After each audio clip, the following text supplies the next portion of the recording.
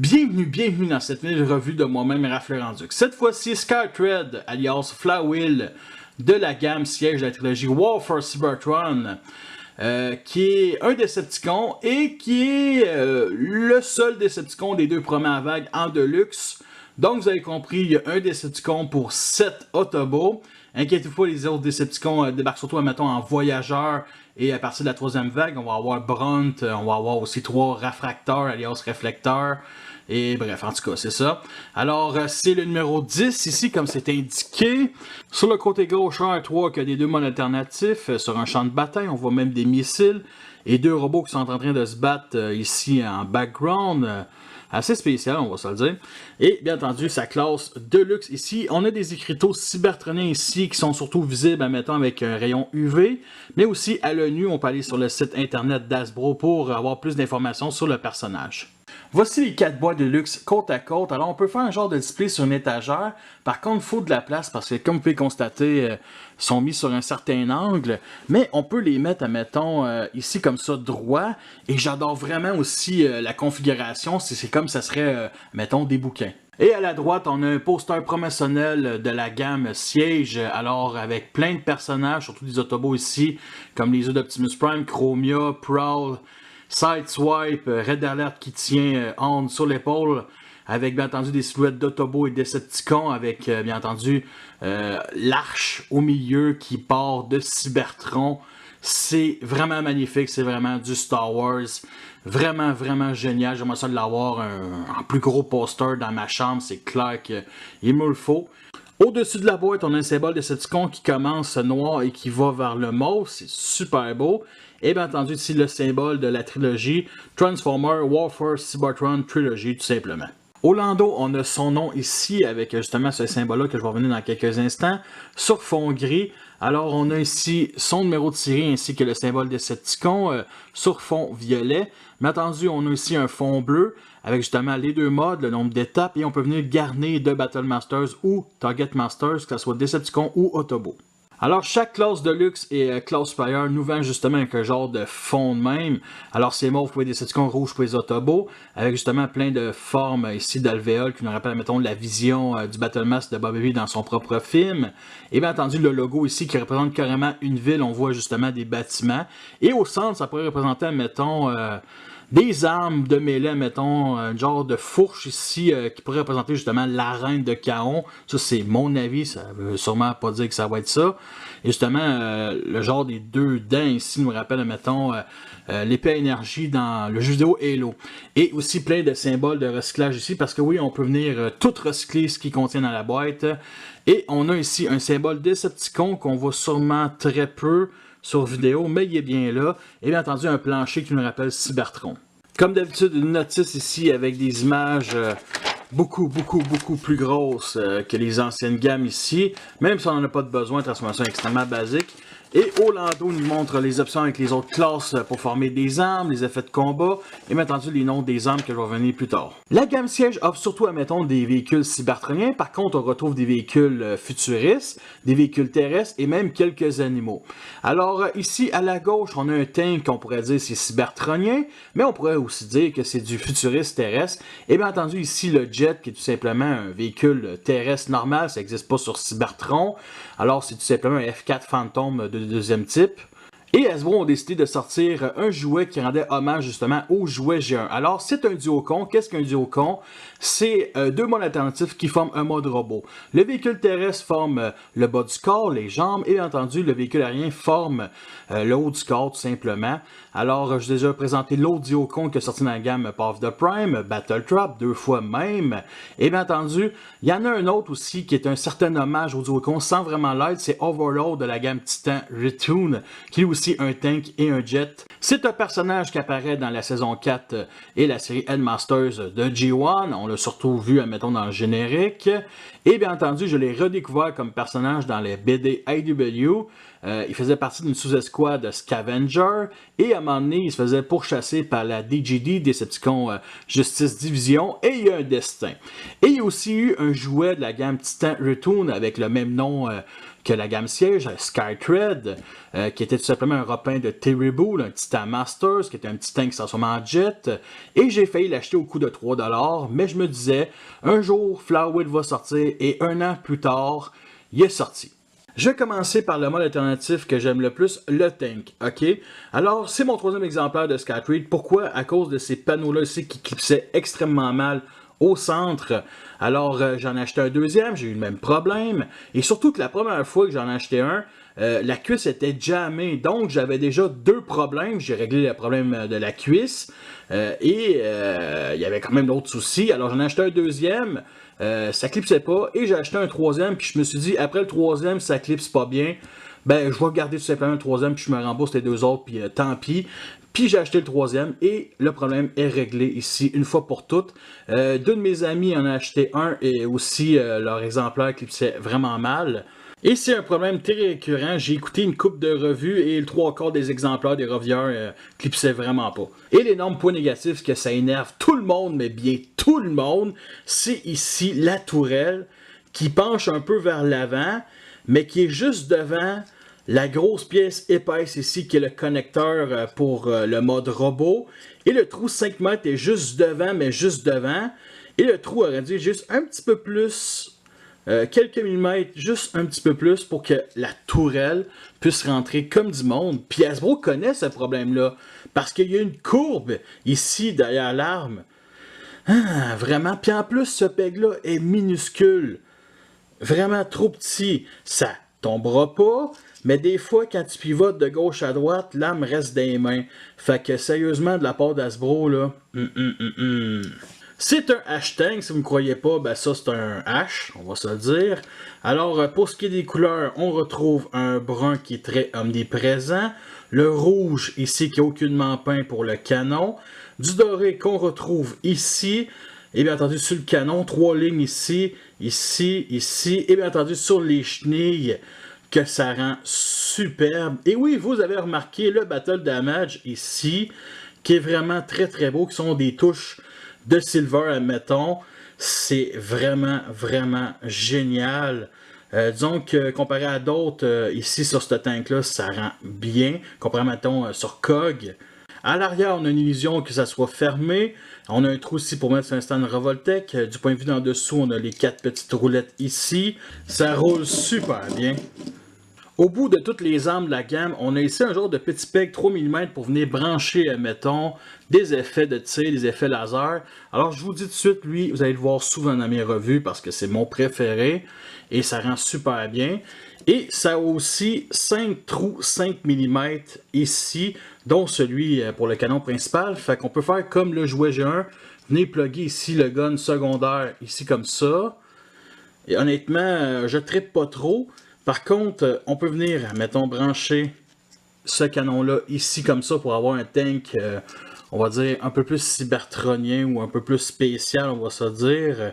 Et sinon, on peut venir brancher, admettons, ici, des batteries de missiles d'Iron Factory sur le côté. Ça, on va replacer le canon principal. Parfait. Ici, comme ça. Ici, j'adore parce que la grosseur est vraiment parfaite.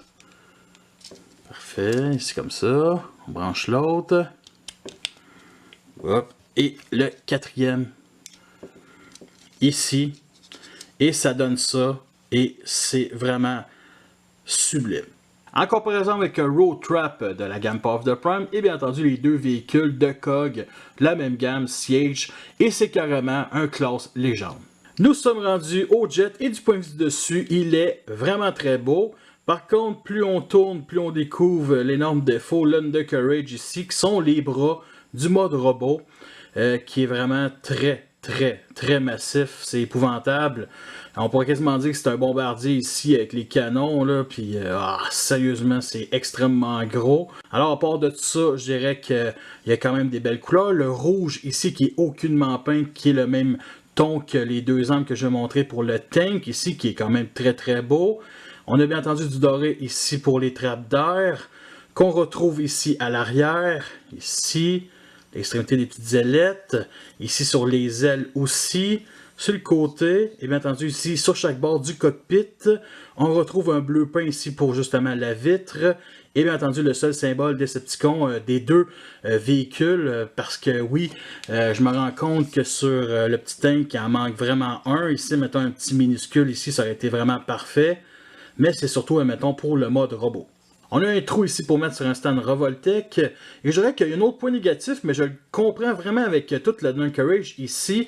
C'est ça ici, ces deux parties-là qui est assez large, qui n'est pas connecté, mettons, avec le jet. Fait que c'est très très laid aussi. Et vous remarquez qu'il n'y a pas d'effet de battle damage, c'est un exclusif pour le tank, le chanceux. Alors on a 6 trous 5 mm ici pour venir plugger les armes, dont 2 surtout pour le mode robot. Alors je préfère ici, mettons, mettre le petit gun ici, celui en dessous du cockpit, et aussi on peut mettre l'autre flingue sur le dessus, comme ça c'est assez spécial, mais on peut le faire, et on peut venir les plugger ici en dessous de chaque aile, comme ça. Malheureusement, la longueur des canons sont pas pareilles, alors j'aurais vraiment aimé ça avoir deux armes de la même grosseur. On a aussi d'autres canons aux extrémités, et bien entendu des petites mitraillettes ici. En comparaison avec Battle Slash ici, l'hélicoptère de Battle Trap et bien entendu ici à la droite Viper comme No Wars, un autre jet à peu près de grosseur légende. Nous sommes rendus à la transformation qui reste extrêmement basique mais très très fun. Alors contrairement à l'autre Duocon qui est sorti de la gamme Path de Prime, il n'y a pas de robot individuel. Puis ça me dérange un peu parce que je trouvais que c'était une excellente idée pour justement l'autre Duocon. Mais ici, on a décidé de respecter le jouet G1, ok, mais je trouve ça un petit peu décevant qu'il aurait dû continuer dans cette lancée-là, parce que ces deux-là sont quand même assez beaux individuellement, là. Puis en mode robot, ça aurait été vraiment cool de voir à quoi il aurait ressemblé. Et je me souviens que pour le jouet G1, on n'avait pas les bras ici en dessous du jet. C'était tout simplement sur le tank, et je me souviens que la transformation, ben, on clipsait dessus, et bien entendu, ça s'activait comme, mettons, un one-step automatiquement, et bien entendu, je me souviens que le jet enveloppait le reste du corps, le haut du torse, tout simplement, les bras, les jambes, bref, c'était quand même une bonne gimmick pour l'époque. Pour le tank, on enlève l'arme, on déclipse les panneaux, on les met sur cet angle-là, tout simplement. Alors, on déploie ici ce qui va former la fourche. On sépare ça, on pivote, comme ça, parfait. On vient fermer ici les tibias. Pour le jet, on enlève l'arme, on vient ici déclipser les deux bras, ici comme ça. Ensuite, on les déclipse et on les déploie vers l'extérieur comme ceci. On les met sur cet angle-là pour ces deux panneaux-là. Alors, on vient prendre cette pièce-là et on la soulève. Et on vient prendre les panneaux ici pour former les abdos, comme ça, et ça clipse ici. Parfait. Ensuite, on pivote ici les avant-bras 180 degrés. On sort la main. Pour le bas, c'est la même chose. Comme ça, on place ça droit. Ensuite, on vient plier ici le cockpit une fois et la deuxième fois ici, comme ça. Et ça vient clipser avec ce trou-là ici, que vous voyez, avec ce peg-là. Comme ça. Et on vient les assembler comme ça. Et c'est extrêmement solide. Ça ne déclipsera pas en rien. Vraiment, vraiment solide de la part d'Hasbro. Et nous l'avons enfin en mode robot. Et il est vraiment, vraiment très beau, ok? Alors, ça faisait longtemps que j'avais pas vu un jouet Chug aussi beau de même. Et il est très screen comme on voit dans G1 et bien entendu dans les BD IDW. Alors, le seul point négatif que je dirais de ce mode robot-là, c'est bien entendu ici la queue entre les jambes, la queue de l'appareil. Ici, qui aurait pu déclipser et mettre dans le dos. Mais honnêtement, à part ça, je trouve qu'il n'y a pas vraiment d'autres points négatifs. Alors, il y a des talons ici extrêmement massifs. Donc la stabilité est vraiment excellente, mais c'est surtout, mettons, à cause des petites roulettes ici, parce que s'il n'y aurait pas eu des talons de même, il partirait toujours à l'arrière. Je sais, j'ai déjà eu des souliers de même. Et une chose que j'adore vraiment, c'est que on a ici les chenilles à l'avant qui forment les pieds et les chenilles à l'arrière qui forment les mollets. C'est tellement une bonne idée, ça. Et j'aime beaucoup le mix de couleurs, le bourgogne et le brun, sérieusement, avec le doré, là. Vraiment superbe. Alors pour le Battle Damage, comme j'avais dit, on le trouvait seulement sur le tank, sur le côté, mettons. Et justement, quand on place de même notre figurine sur notre étagère, si vous n'aimez pas ça, ben je trouve que ça gâche rien. Alors, close-up sur sa tronche ici, qui est super bien détaillé. Fait qu'on a ici une visière rouge et bien entendu un visage silver, qui nous rappelle bien entendu Frenzy et Rumble. Donc c'est quasiment un grand frère de ces deux-là. À part de ça, là, vraiment très bien détaillé. Et c'est une tête que j'aime beaucoup depuis, admettons, l'apparition du jouet de la gamme Titan Retoon. Ils se vendaient avec une petite tête et je la trouvais déjà très très belle. Alors c'est clair que sur celle-là, là, vraiment très jolie. Pour les articulations, on a la tête ici qui est sur un bas joint. On peut lever le bras comme ça, plus que 90 degrés. Justement, ça se pivote, mais ça pogne dans l'aile ici. Sinon, on a un pivot comme ça au-dessus du coude et beaucoup plus que 90 degrés justement au coude. Et bien entendu, la main, on peut rentrer vers l'intérieur, mais c'est dû à la transformation. On a un pivot ici à la fourche qu'on a aussi justement sur chacune des jambes. Alors, on peut lever ici comme ça, vers l'avant. Vers l'arrière, on peut, mais seulement sur cet angle à cause de la petite zélette. Justement, ici, au genou, vers l'arrière seulement.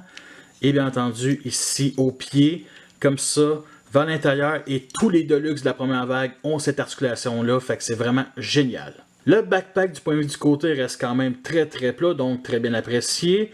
Et si vous n'aimez pas ça, ben on peut venir, mettons, plier les ailes comme ceci. Du point de vue d'en avant, ils disparaissent, mais honnêtement, là, juste derrière les bras, là, ça dérange rien, ça offre quand même un très bon look. La nouvelle gimmick de cette gamme-là, ce sont tout simplement les armes. Alors, on a justement leur nom, M24, et ça, c'est un énorme hommage et clin d'œil aux guns modernes, admettons, comme le M4, le M16, le RP90, des chiffres et des lettres. Alors, c'est un lanceur de laser IR, je parle bien entendu du canon du tank ici, et bien entendu des statistiques, il montre la force, la précision, et bien entendu la cadence de tir. Alors, c'est assez bien, et bien entendu, l'autre gun, c'est le HV. Tout simplement, haute voltige, je l'appelle de même. C'est un fractionneur d'électrons avec bien entendu des statistiques et c'est bien entendu l'autre petit flingue comme ça. Close-up sur le M24, alors on a quelques petits détails ici à l'intérieur, une vise et bien entendu le bout en forme phallique, de la peinture dorée ici et bien entendu le peg ici qui est vraiment très petit et un trou 5 mm ici pour venir plugger avec haute voltige justement. Ce gun-là est vraiment cool. Le doré sur le côté, ça change vraiment tout le look du flingue. Ça fait bien moins monochrome. Vraiment bien détaillé aussi des parties creuses. Et on a une bonne grosse poignée 5 mm comparé, mettons, à l'autre gun, qui est vraiment très petit. Alors ça se combine comme ça. Ça forme un gros sniper et même dans la notice, il y a le nom des deux armes combinées. C'est un super lanceur de rayons de suspension. Ouais, c'est vraiment, vraiment cool comme nom. C'est des noms qui sont vraiment à chier, sérieusement. En tout cas, c'est pas grave. Sinon, je rajouterais que la peinture sur des armes, des jouets Chug, c'est extrêmement rare. Je pense que c'est la première fois que je vois ça depuis tant d'années. Donc, c'est très bien apprécié. Alors, on peut venir le plugger dans le dos ici pour stocker l'arme. Ou les séparer puis les stocker en dessous des ailes. Ou les mettre sur les épaules pour avoir une imitation de Seekers. Ou les assembler pour avoir un putain de gros canon de Seekers. Et il contient des petits canons ici sur les points. Personnellement, je pense que ce sont des lance-flammes. Les fameux pegs au bout de chaque flingue, on peut les retrouver, admettons, sur le mode robot, comme ici, juste au-dessus du point. Alors, on peut venir le plugger ici, mais bon, ça touche le flingue, mais ça dérange rien. Sinon, il y en a deux autres ici sur chaque bord de la tête. Alors, on peut vraiment venir le plugger comme ça, comme il serait victime de bombardement. Chaque Deluxe Voyageur et Class Leader contient énormément de trous 5 mm. Il y en a toujours, mettons, deux sur chacun des bras, un sur chaque bord des tibias, un toujours à l'arrière. Donc, il y en a peut-être, mettons, entre 6 et 10 sur chacune des figurines. Et ce qui est nouveau pour ces Deluxe-là, c'est en dessous des pieds ici. Et c'est surtout pour, admettons, le venir garnir d'armes du fameux système combat Weaponizer. En été, on prend une autre figurine comme Cog, Bront pour les Decepticons. Et on peut venir désassembler et justement les mettre sur chacun des membres. Peu importe, on a plein de configurations à faire. J'ai Cog, mais je ne vous le montre pas avec. Par contre, j'ai des batteries de missiles ici de la compagnie Iron Factory que je vais montrer pour les modes alternatifs. Alors, on peut les mettre, admettons, ici sur les épaules, comme ça, et sur chaque bord, ici, des tibias, tout simplement. Et je trouve que le résultat rend vraiment superbe. Voici une comparaison avec Battletrap, alors, lequel est mon préféré? Carrément Flywheel, il s'en sort beaucoup mieux, il y a des proportions un peu bizarres, et ce qui est le fun, c'est qu'Hasbro au moins penser à ça pour une fois dans leur vie. On peut venir, mettons, déconnecter tout simplement et brancher le haut du corps de l'autre, ici comme ça, à ses jambes. Ouais, c'est vraiment cool de la part d'Hasbro, ça on se le mentira pas. Ils n'ont peut-être pas mis des robots individuels, mais au moins on peut interchanger. Alors, ça donne à peu près ça. C'est une bonne idée, mais putain que c'est laid, sérieux, là. Je trouve que, mettons, lui, il s'en sort un petit peu mieux, mais lui, là, c'est vraiment laid, mais au moins, on peut le faire. Et bien entendu, avec tout le casting de la saison 4 de G1, alors, j'adore cette gang-là, et justement, de la part d'Hasbro, avant la gamme Mystery Toon, il n'y en avait aucun qui existait. Alors j'espère sincèrement qu'on va pouvoir compléter cette gang-là. Il manque 2 Target Masters, dont un, il manque la confirmation. Bien entendu, un vrai Hyperface, c'est Snapdragon et sans oublier Scorponok. Mais déjà, cette gang-là, là, presque complète, là, ensemble, là, je les trouve vraiment très beaux. Voici le genre de pause qu'on peut faire. Nous sommes rendus à la fin de cette revue. J'espère que vous l'avez apprécié. Vous avez vu les pour et les contre. C'est une figurine que je recommande chaudement. Honnêtement, c'est le Flywheel que j'attendais depuis tant d'années. Puis il est quand même assez réussi. Alors, je l'ai pris à mon Toys R Us au coût de 25$ avec les taxes. C'est bien entendu 30$ sans les taxes. Ça vaut pas 30$, ça vaut pas 25$. Ça vaut peut-être quoi, maximum 20$. Honnêtement, là. Sinon, la qualité de plastique, pour moi, c'est la même que Power of the Prime et Titan Return, mais elle est quand même solide, là. Tu sais, avec tous les petits panneaux qu'on a, ça cassera pas vraiment. Fait que oui, c'est vraiment de la qualité quand même. Fait que la galerie photo, comme d'habitude sur Facebook, le lien va tantôt dans la description. J'ai fait quelques fan mods, dont un G-Work. Et bien entendu, d'autres revues sièges arriveront sur ma chaîne massivement dans les prochaines semaines, prochains mois. Puis j'en ai peut-être pour genre 4 mois là, minimum, là, ça c'est certain. Alors, vous voulez m'encourager, vous savez déjà tous quoi faire. Fait que merci à tous d'avoir écouté cette revue-là. Fait que sur ça, je vous laisse et à la prochaine.